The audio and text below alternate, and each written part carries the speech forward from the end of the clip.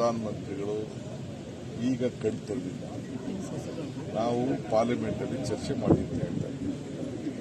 ಕೇಸ್ನ ವಾಪಸ್ ಎತ್ಕೊಳ್ಳಿ ಅಂತ ಹೇಳಬೇಕು ನಾವು.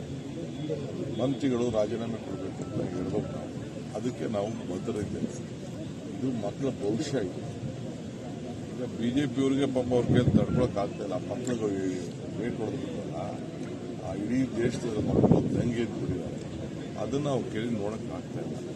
ಸೊ ಅದಕ್ಕೆ ಇವತ್ತು ಪ್ರಜಾಪ್ರಭುತ್ವ ವ್ಯವಸ್ಥೆ ಈಗ ನನ್ನ ಮೇಲೆ ಎಷ್ಟೋ ಜನ ಪ್ರತಿಭಟನೆಗಳು ಇರ್ತದೆ. ನಾನು ಬೇಡ ಅನ್ನಕ್ಕಾಗ್ತಿಲ್ಲ. ನೀವು ಮಾಧ್ಯಮದವರು ಪ್ರತಿಭಟನೆಗಳು ಮಾಡ್ತಾ ಇರ್ತೀರಿ, ನಿಮ್ಮಲ್ಲಿ ಬೇಡ ಅನ್ನಕ್ಕಾಗ್ತಿಲ್ಲ. ಇದು ಪ್ರಜಾಪ್ರಭುತ್ವದ ವ್ಯವಸ್ಥೆ.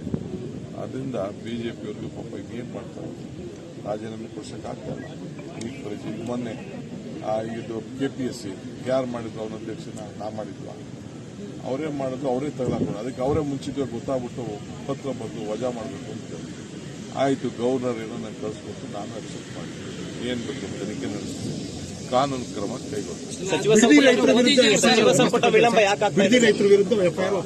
ಎಲ್ಲ ನಮ್ಮ ರೈತರೇ, ನಾನು ಈಗಾಗಲೇ ಹೇಳಿದ್ದೇನೆ, ಯಾರ ಮೇಲೂ ಒತ್ತಡ ಇಲ್ಲ, ಯಾರಿಗೂ ತೊಂದರೆ ಕೊಡುವಂಥ ಪ್ರಶ್ನೆ ಇಲ್ಲ.